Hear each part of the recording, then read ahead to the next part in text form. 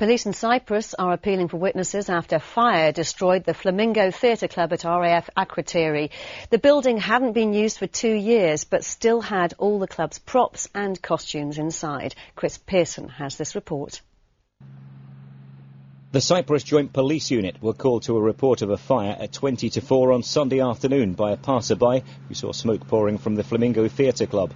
Royal Air Force fire and rescue units were quickly on the scene and called in backup support from the Defence Fire Service in Episcopi. In all, 8 units attended the blaze, which completely gutted the building before being extinguished by 6 p.m. Firefighting at the scene was made even more hazardous to the crews due to the presence of asbestos in the decades-old building. Surveying the scene today, Akrotiri's station commander had 2 main messages he wanted to emphasise. Firstly, not only for people on the base, but for people who visit Cyprus as well, is just how quickly a fire can spread at any time of year, and thus people need to be aware of how they can get out of any building, be it a familiar or an unfamiliar building, be that in day or be that in night.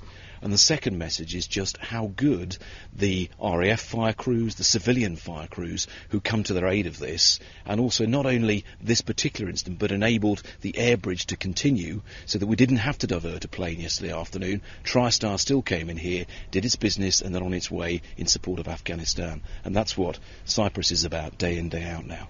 Professional teams will now be called in to assess the asbestos situation before a proper clean-up operation can begin. But the command fire officer says people needn't worry about being exposed to what's left behind. At the moment, I think we'll have to wait and see what the specialists say that. I mean, I think there's, by the fact that we've dampened down the area, I don't think at the moment there is any severe worry of that. Anyone who was in the area yesterday afternoon and who may have information is being asked to call the CJPU on 3300. Chris Pearson, British Forces News in Cyprus.